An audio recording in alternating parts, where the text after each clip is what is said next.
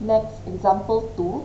Using the table in example 1a, calculate the class size and class midpoint or class mark.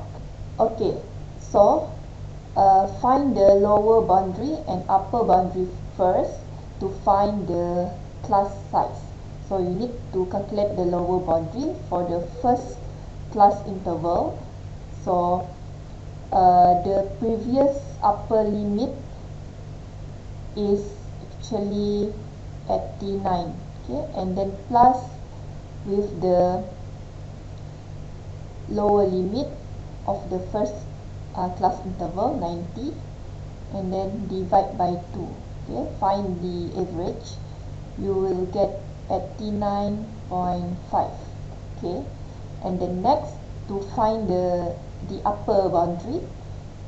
Okay, so 99, the upper limit for the first class interval here, plus with the lower limit of the second class interval here, 100, okay, and then divide by 2, okay, equal to 99.5. So you get the upper and lower boundary for the first class interval. So to find the class size, equal to upper boundary minus lower boundary, okay, equal to 99.5 minus 89.5 equal to 10. So our class size equal to 10. So the class size equal to 10. Next, for B, find the midpoint. So the symbol for midpoint is X. Okay, so to find midpoint, you need to find the lower and upper boundary first for each class interval. Okay, so the formula to find midpoint is lower boundary plus upper boundary divide by 2, okay, equal to lower boundary for the first class 89.5 plus the upper boundary for the first class 99.5 divide by 2.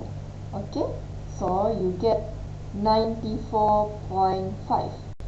So the midpoint for the first class interval is 94.5, and the midpoint for the second class interval is 104.5, followed by 114.5 and 124.5.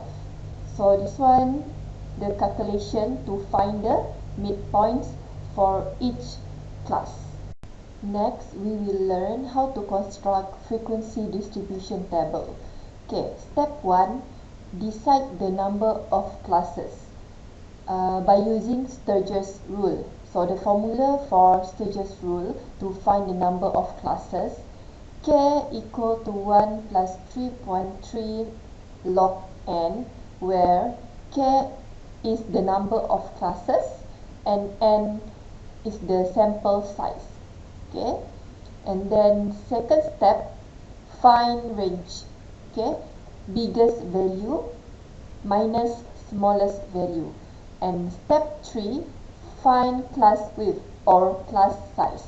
So class size equal to range divided by k. Okay, and then step 4, set class limit for each class. Make sure that no overlapping between classes occur and each data can go to only one class.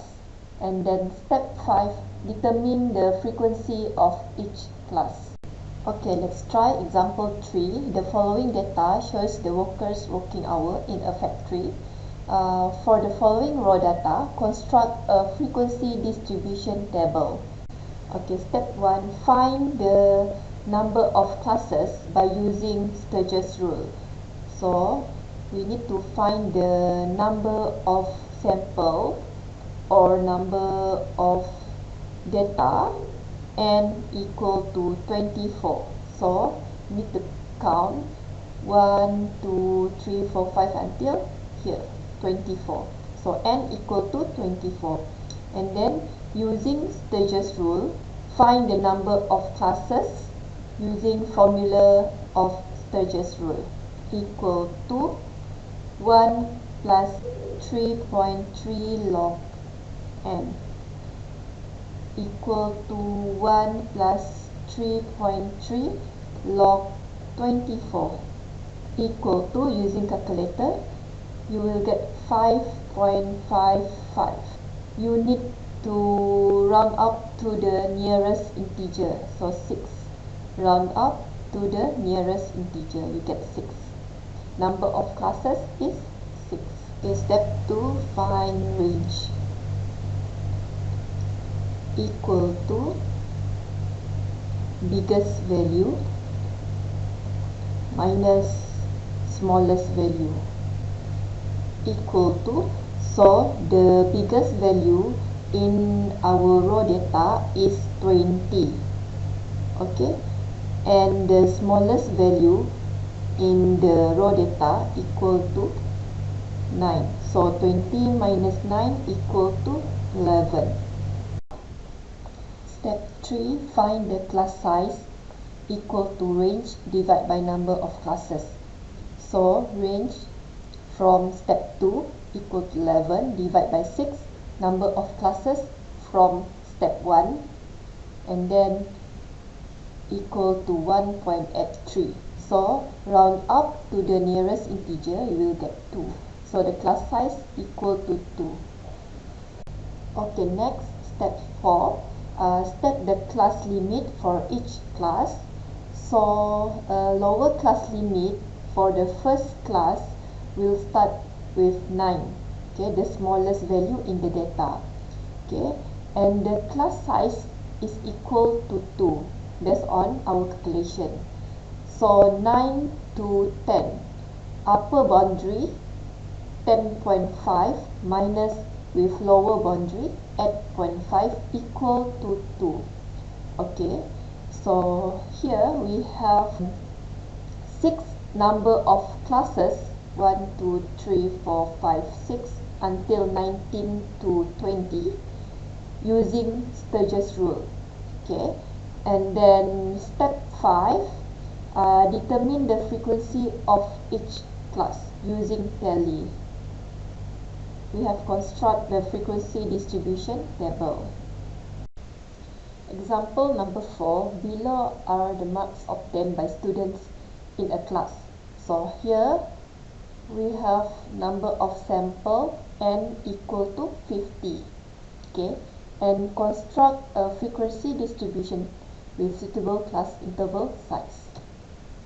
So step 1, find the number of classes using Sturge's rule, k equal to 1 plus 3.3 log n. Okay, so n here equal to 50 using calculator, and you get 6.6. Okay, round up to the nearest integer, you will get 7 for the number of classes. And then step 2, find the range, biggest value in the data minus smallest value in the data. So the biggest value here is 77. The smallest value is equal to 12. So the range equal to 77 minus 12 equal to 65. And then find class size. Range divided by number of class. So 65 divided by 7, you will get 9.3. But you must round up to the nearest integer. Round up equal to 10. So class size equal to 10. And then step 4, state the class limit for each class. So lower class limit for the first class will start from 12, okay, the lowest value in the data, and then the class size is equal to 10. So 12 to 21, okay. The upper boundary 21.5 minus a lower boundary 11.5 equal to 10. Using Sturge's rule, the number of classes is equal to 7. Okay, so we have 7 number of classes until 72 to 81. Okay, and then last step, step 5, determine the frequency of each class. Okay, make sure the total frequency here you get 50.